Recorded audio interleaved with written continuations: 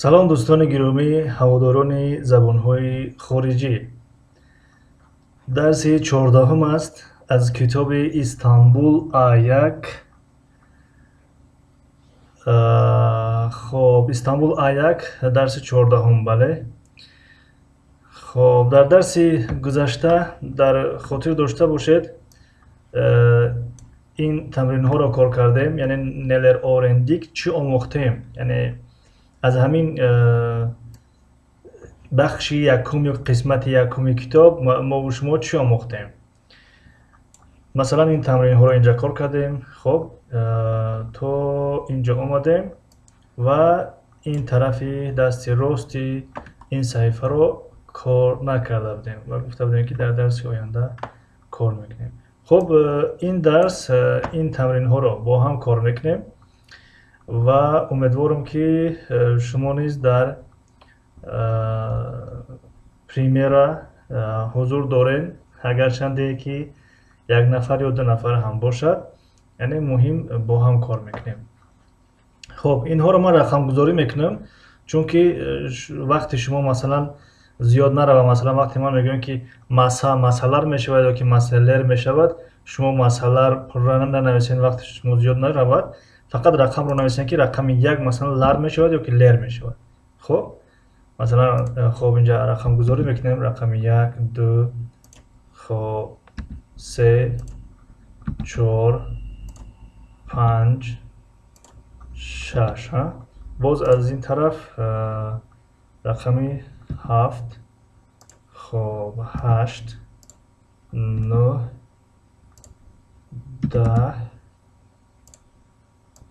хоб рақами 10 рақами 11 рақами 12. хоб 12 калима аст. инҳоро мо шумо чӣ кор мекунем? Масалан дар инҷа мегӯяд ки ашадаки калималари човул япалан, яъне калимаҳои зеринро ҷамъ месозем. хоб яъне шумо ин хел нависед. Масалан рақами 1 лар мешавад ё ки лер мешавад, рақами 2 лар мешавад ё лер. хоб масалан масалар мешавад, 1 нависен ва лар нависен. хоб лар, ба хотире ки видео вақти зиёд нагирад, вақти шуморо нагирем, ҳозир ҷавоб бошен.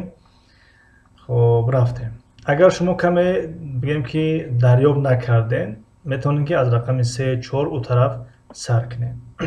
ва кадом рақамеро ки аз шумо бигем ки гузашту шумо онро натавонистед ҷавоб дода, боз масалан рақами 8ро натавонистед, аллакай мо рақами 8ро ҷавоб додем, шумо метавонед рақами 10 ҷавоб диҳед, метавонед 11 ҷавоб диҳед. муҳим ягон чи нависед. хоб меравем. маса ҷамъаш чӣ мешавад? маса ҷамъаш чӣ мешавад? нависен.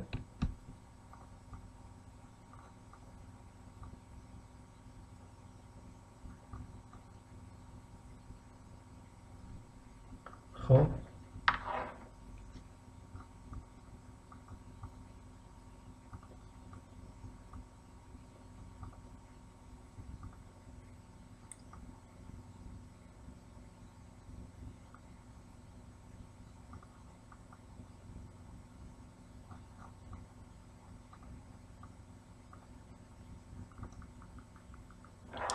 маса ҷамъаш мешавад масалар. дуруст? масалар. сандалие мешавад сандалиелер.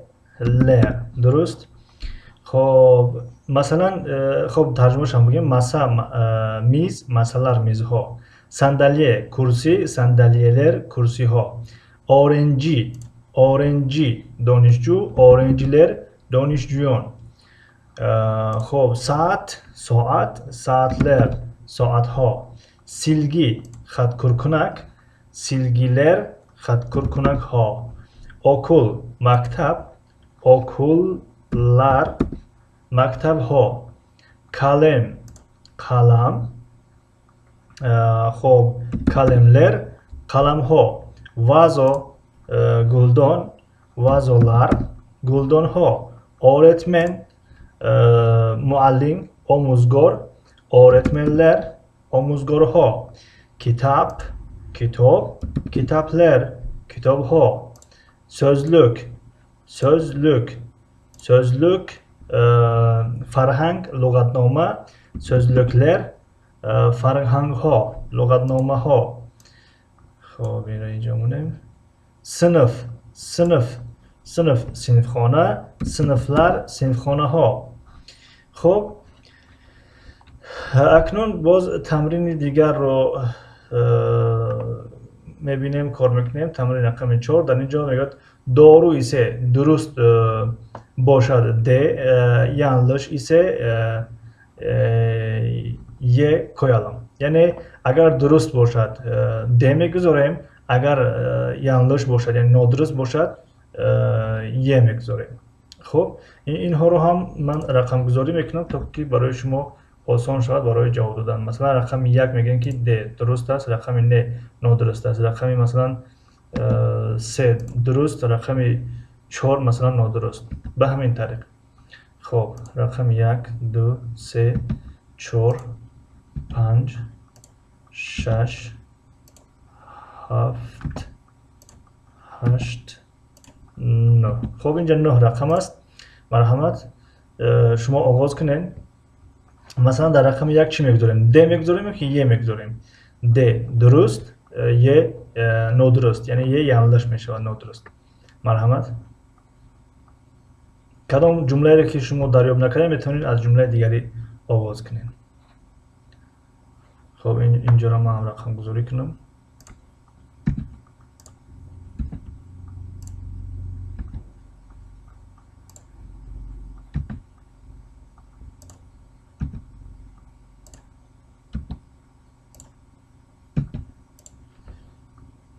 خب میرویم. Bu ne? Bu öğretmen. این درست است یا که نادرست است؟ Bu ne? Bu öğretmen. میگه این چیز این معلم است. نادرست است پس میگذاریم ی yanlış. یعنی باید این خیلی باشد. Bu kim? Bu öğretmen. Bu kim? Bu öğretmen. یعنی این کیست؟ این معلم است.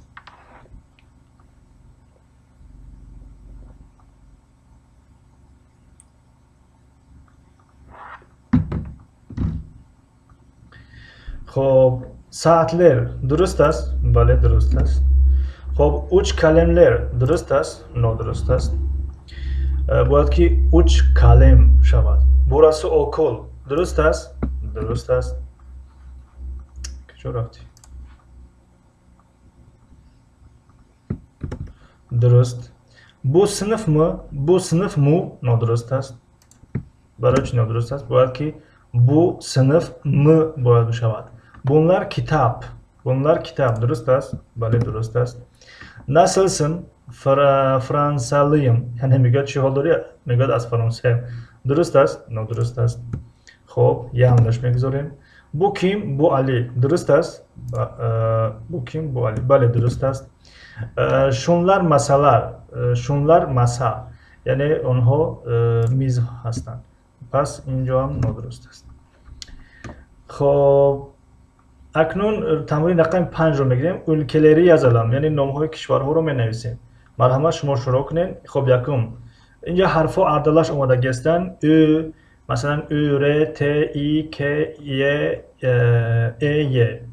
خب اینا وقتی درستش میکنیم با ترتیبش میکنیم ترکیه میشود. خب رقم 2 کدام کشور است؟ رقم 2 نام کدام کشور است؟ مرحمت نویسین شما.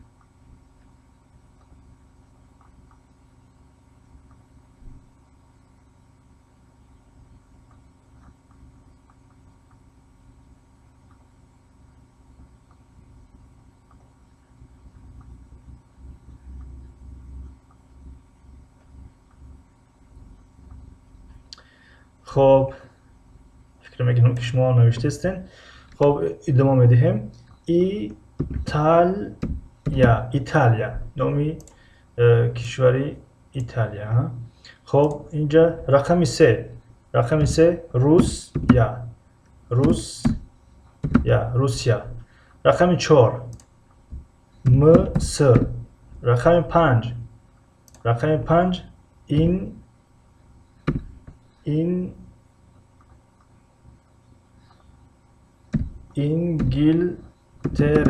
İngiltere.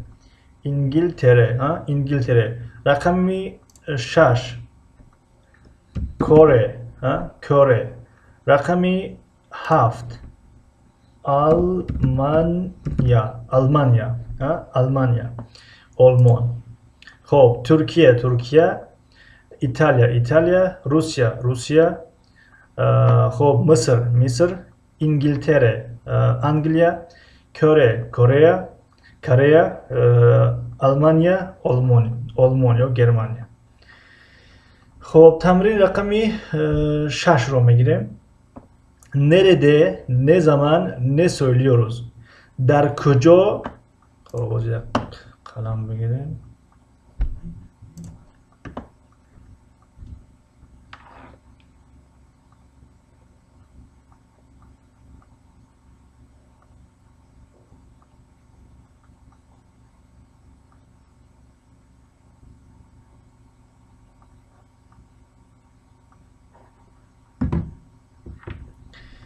خب در nerede در کجا ne zaman کی ne söylüyoruz چی میگوییم. خب nerede در کجا ne zaman کی ne söylüyoruz چی میگوییم. işaretleyelim یعنی اشارت گذاری میکنیم. خب دوست پرسیده بود در صحبت که ne zaman یا که o zaman چی فرق دارد یا که چی معنا دارد. نه زمان جمله سوالی است. نه زمان کی کدام وقت. او زمان همان وقت یعنی همان وقت زمان وقت. خب لوکانتا لوکانتا رستوران می شود. رستوران خب آشخانه. آشخانه که در خانه است به مثل کخنینه. آشخانه در خانه است. این به معنای این در زبان ترکی مطفک می شود. مطفک. اما آشخانه به معنای رستوران. رستوران لوکانتا می شود. در رستوران afiyet olsun میگویند یا geçmiş olsun یا görüşürüz. مرحمت. A, B, C کدامش درسته؟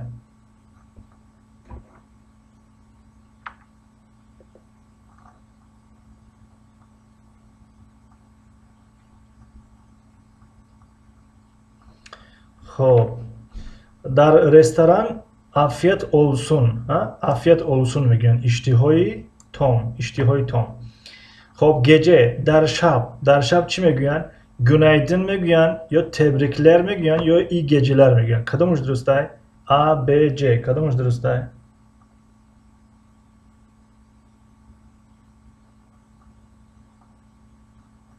مرحمت. بله در شب iyi geceler میگوین. iyi geceler یعنی شب بخیر. hastane در بیمارخانه güle güle میگوین geçmiş olsun میگوین bol şanslar میگوین. کدامش درسته؟ مرحمت.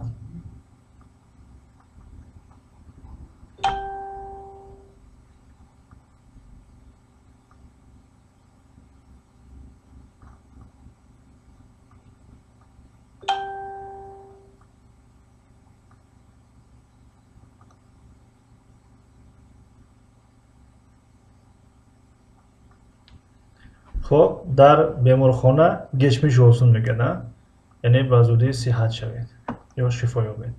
doğum günü یعنی روز تولد mutlu yıllar میگن یا afiyet olsun یا geçmiş olsun.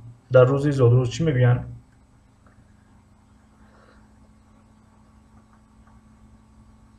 در روز زادروز A درسته یا B درسته یا C درسته. کدامش درسته؟ خب بله A درسته. A یعنی mutlu yıllar یعنی سالهای خوب سالهای با سعادت یعنی مقصد سالهای با سعادت برای شما تمنا داریم.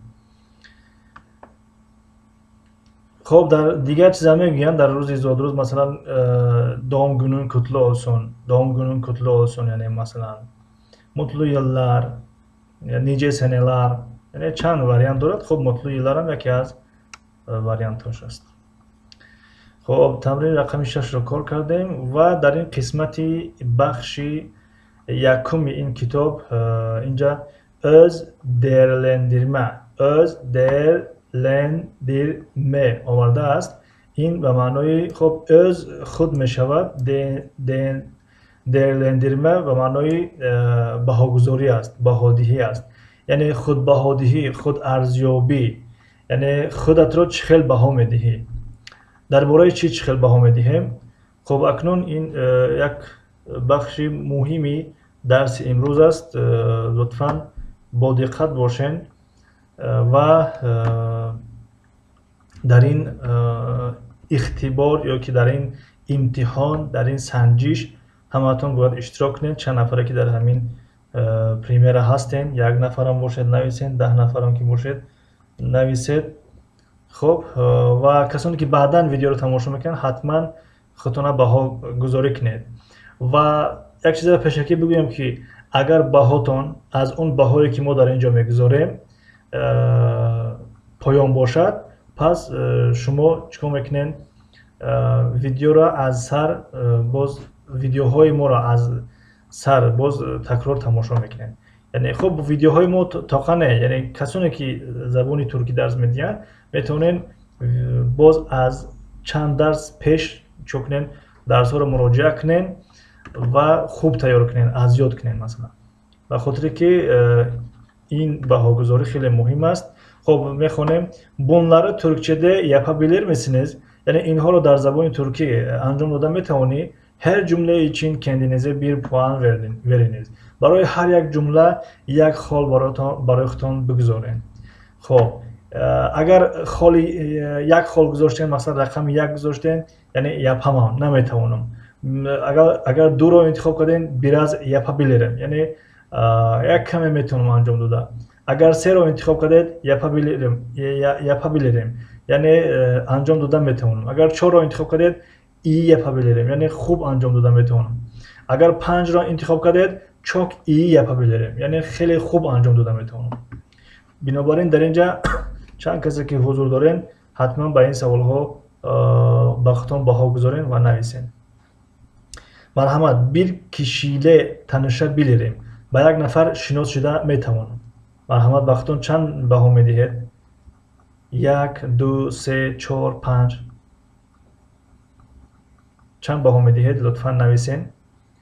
و گفته بودیم، یعنی یک چند ثانیه و چند دقیقه پیش گفتیم که این رقم 1 2 3 4 چی معنی دارد؟ رقم 1 نمیتوانم، رقم 2 کم ترک میتوانم، رقم 3 میتوانم، رقم 4 خوب میتوانم، رقم 5 خیلی خوب میتوانم.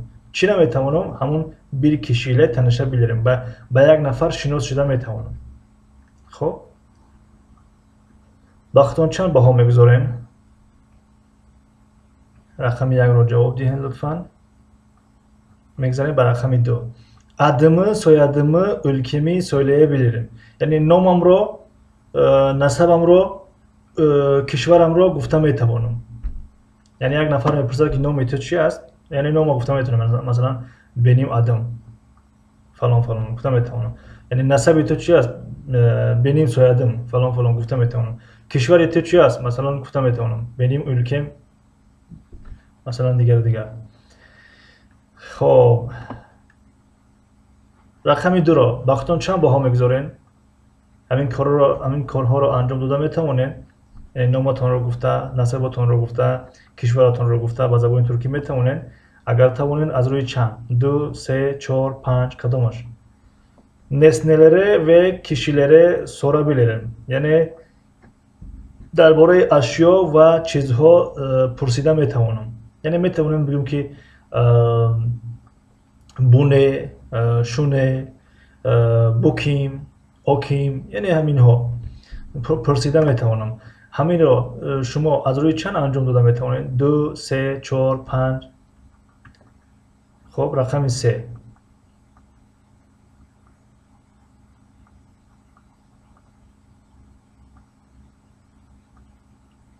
مثلا خوب میشد که رقم 1 بگذارین از سوال 1. مثلا رقم 1 خ کنین، خ یعنی خال، یا که ب بال، مثلا 3 بال مثلا میتیم با خدمت، 4 بال با خدمت میتیم، 5 بال با خدمت میتیم. مثلا با رقم 2 بگذارین، با خ کنین یا که ب کنین، بعد 3 4 بنویسین. همین خیلی جمله سوم رو نیز اینچنین و جمله چهارم رو میخونیم. nesnelerin yerini sorabilirim ve söyleyebilirim. یعنی درباره مکان اشیاها هم سوال کرده میتونم هم گفته میتونم. یعنی چه خیلی مثلا میتونم بگم که benim kalemim nerede? Yani kalemim در کجاست؟ benim telefonum nerede? Telefonum در کجاست؟ benim defterim nerede? Defterim در کجاست؟ و هم گفته میتونم مثلا benim kitabım burada. benim defterim orada. benim خب kalemim burada. خب و مثل همین ها. همین را شما از روی چند انجام داده میتونید؟ وقتون چند باها میتونید؟ 3 4 5 مرحمت. خب اکنون جنببست میکنیم. شما خالهای خودتون رو ببینید.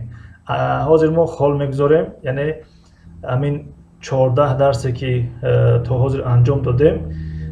اگر خالهای شما از اون خالهایی که ما خالهای تقریبی میگذاریم اگر از همون پایان باشد، پس لطفاً درس های گذشته را یک بار دیگر مرور کنین، یک بار دیگر از نظر بگذارونید.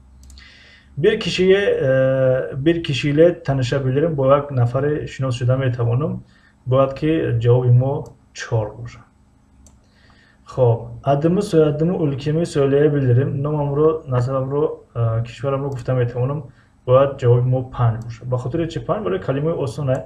benim adım falan, benim soyadım falan, benim ülkem falan. خب و nesneleri ve kişileri sorabilirim. یعنی درباره اشیا و اشخاص پرسیده میتوانم. باید جواب ما 4 باشه. خب اگر کسی 5 باشه، یعنی از 4 بالا باشه، باز بهترین. اما این جوابای تقریبی است، یعنی خالهای تقریبی، یک خالهای میانه است که باید در همین درجه شما باشین، در همین سطح مثلا. و سوال چهارم nesnelerin yerini sorabilirim ve söyleyebilirim. باید که جوابتان 4 باشه. کسانی که از 4 پایان است لطفاً مرور کنند به درس‌های گذشته را یک بار دیگر تکرار کنند. خب این بود درسی 14 بوده. حاضر ببینیم که درسی 14 بله. درسی 14 از کتاب استانبول A1. تا درس‌های نوبتی خدا نگهدار. گله گله. خب اگر توصیه، پیشنهاد، اگر گفتنی داشته باشید میتونید در زیر شرح یا در پریمیر نویسین، یا اگر دریافت نکردید میتونید در سابشست نویسین. اون چیزی که از دستمون میاد، اون چیزی که میدونیم حتما کمکتون میکنیم. اون چیزی که نمیدونیم میگیم ولی ما در این مرحله و در این سطح حالا نرسیدیم. کامیاب و سربلند باشید.